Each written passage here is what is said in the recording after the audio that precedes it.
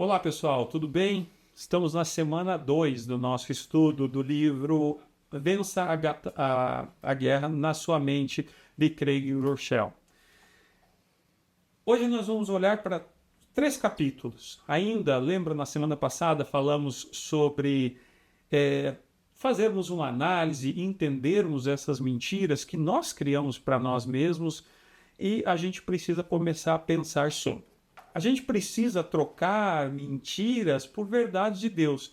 E olha que versículo interessante que nós temos no livro de Romanos, no capítulo 12 e no versículo de número 2. Diz assim: Não se amoldem ao padrão, não se amoldem ao padrão deste mundo, mas transformem-se pela renovação da sua mente, para que sejam capazes de experimentar e comprovar a boa, agradável e perfeita vontade de Deus. Um versículo muito conhecido. Muitas vezes a gente usa para falar assim, olha, a gente não precisa se adaptar, ou não devemos adaptar ao que o mundo acontece. Não podemos, temos que estar firmes em cima da palavra. Mas eu chamo a atenção o que está na primeira parte do versículo, onde diz assim, transformem-se pela renovação da sua mente, da sua consciência. Ou seja, essa transformação, ela tem que ser, como falamos na semana passada, de maneira intencional. Eu não posso simplesmente achar que, não, eu estou com as dificuldades, eu simplesmente vou deixá-las passar, eu vou deixá-las acontecer e naturalmente as coisas vão mudar. Elas não mudarão se eu não me esforçar e pensar em transformar. No capítulo 3 diz mentiras antigas, verdades novas. Lembra que falamos nos capítulos anteriores? Identificamos problemas, vimos a importância disso, mas está na hora da gente começar a trocar. E como é que eu vou buscar isso? Se essa transformação, ela aparentemente não é simples. Como é que eu faço para começar a mudar a minha dinâmica? Né? Precisamos trocar essas mentiras pelas verdades. E nesse capítulo 3, que é um capítulo até relativamente curto, ele vai trazer uma primeira ferramenta. E parece bastante simples, mas extremamente poderosa. Você precisa parar e identificar os problemas que você tem enfrentado. Às vezes a gente tem dificuldade de encontrar a raiz do problema. Mas os problemas que eu estou enfrentando, isso eu percebo no meu dia a dia, nas situações que eu vivo. Às vezes eu estou com um problema em casa com os meus filhos, com a minha esposa. Às vezes eu estou com um problema no sentido de me conectar mais com Deus, de cumprir aquilo que eu me proponho a fazer. Por exemplo, um devocional diariamente. Às vezes eu posso estar com problemas no meu trabalho. Os problemas sempre existirão. Agora, a partir do momento que você identificou o problema, a gente precisa começar a fazer perguntas investigativas. Eu preciso começar a olhar para esse problema e me questionar o porquê eu cheguei até ali. Quanto mais perguntas eu fizer, mais facilmente eu vou encontrar saídas. Eu preciso fazer perguntas como, quando foi que isso começou? Às vezes a pessoa está passando, estou passando por um problema financeiro. E aí você pode falar assim, puxa vida, Jackson, mas eu já estou com meu problema financeiro há anos. Mas ele começou em algum momento? Qual foi o gatilho que isso startou? Que momento foi? Eu preciso entender para resolver esse problema. Por que eu me sinto dessa forma? Por que eu insisto em estar no controle quando sei lá no fundo que não estou? Qual é a verdadeira necessidade de que estou tentando suprir com esse pensamento errado? Por que eu insisto, por exemplo, em comprar em demasia um consumo desenfreado? Por que eu faço a minha alimentação de maneira inadequada? São perguntas que nem sempre são simples de serem respondidas. Mas se você não tiver, neste momento, a tranquilidade de responder para você mesmo, você vai ter dificuldade para encontrar as soluções que você precisa encontrar. E aí, com isso, você identificando o problema e fazendo as perguntas, facilmente você vai começar a identificar mentiras que de repente você criou ou alguém disse, né? Ele nesse capítulo, ele traz um exercício de você identificar as mentiras, trazer as verdades e formatar as declarações. A gente precisa começar a condicionar a nossa mente de maneira diferente, trazer estas verdades novas. Fundamentalmente, a gente precisa entender que para que a verdade desse livro realmente transforme a sua vida, você terá que investir no trabalho pessoal, no qual, se você não fizer, não tem como alguém fazer por você. Se você realmente não se dedicar no estudo e não ser um livro de apenas eu ler, li, entendi. Não, eu preciso praticar aquilo que está proposto. O capítulo 4, ele já entra na segunda parte do livro. Então, até o capítulo 3, nós olhamos para as questões mais voltadas a identificar o nosso problema. E aí a gente vem que seria a questão de reconectar o cérebro e renovar a nossa mente.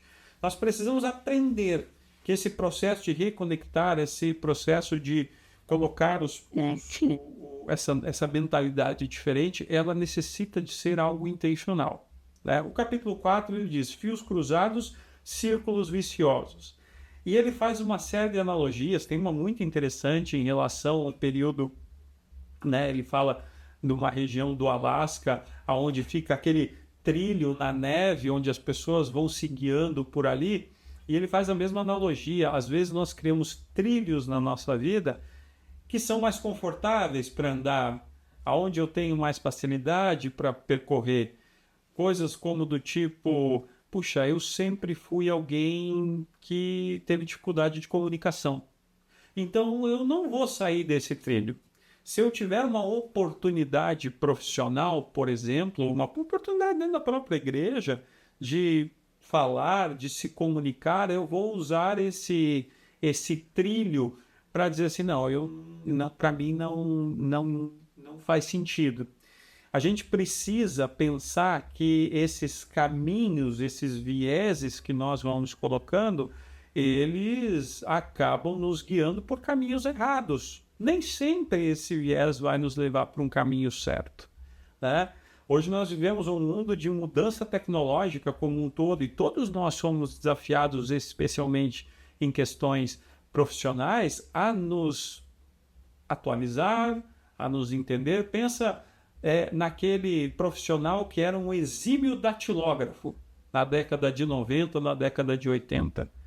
Se ele não se adaptou para o mundo da tecnologia, para o mundo do mercado de trabalho, ele ficou dentro daquele viés e não adiantava falar assim, não, mas eu sou o melhor digitador de datilografia numa máquina de escrever.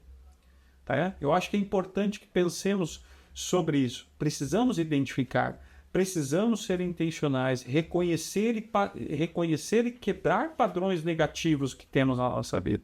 A gente falou ainda há pouco de questões financeiras. Às vezes a pessoa está numa situação financeira delicada e vivemos num mundo onde isso é uma realidade. Só que os padrões que às vezes a gente assume de não querer, eu não vou assumir que eu tenho esse problema financeiro. Então, às vezes eu continuo com os meus gastos desenfreados, às vezes eu tenho dificuldade para fazer essa comunicação, às vezes dentro da minha casa, com a minha família, para ir lá conversar e, olha, vamos ter uma atitude diferente. É importante que a gente possa pensar nisso para sair desses círculos viciosos.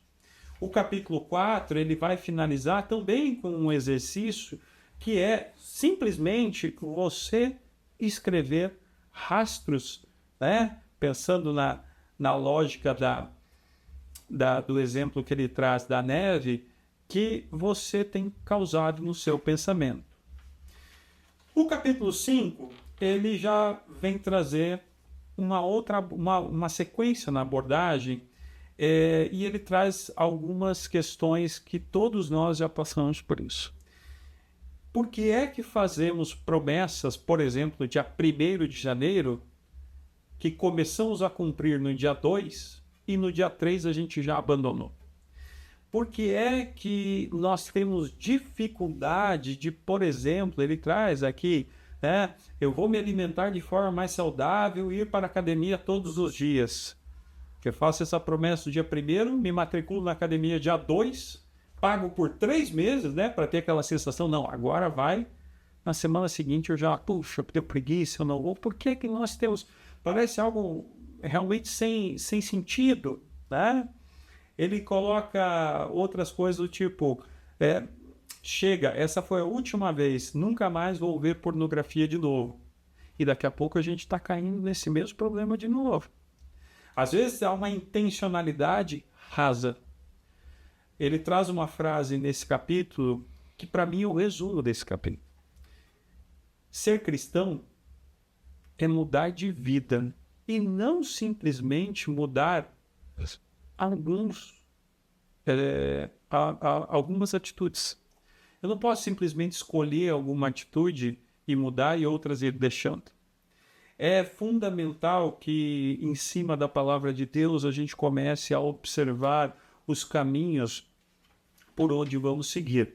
E nesse capítulo, eu até vou tomar a liberdade e ler aqui na íntegra, ele faz um exercício do qual tem uma validade absolutamente incrível. Se você acompanhar lá nas páginas, na página 93, ele vai falar, ele dá a declaração que ele criou baseada na palavra de Deus para mudar uma mentalidade dele. Ele coloca assim, o dinheiro não é e nunca será um problema para mim. Meu Deus é provedor abundante que supre todas as necessidades, porque sou abençoado, sempre serei uma bênção. Eu serei um pioneiro em atos irracionais de generosidade, pois sei que há muito mais felicidade em dar do que receber. Ele cria essa declaração baseada no que a palavra diz. Então, uma mudança de pensamento se faz fundamental. E no final desse capítulo, ele nos convida a começar a reconstruir, justamente criar a nossa verdade, a nossa declaração. Identificar a mentira, transformar na verdade, que é a verdade que a Bíblia nos traz, e qual é a nossa declaração. Semana que vem, continuamos com os nossos estudos.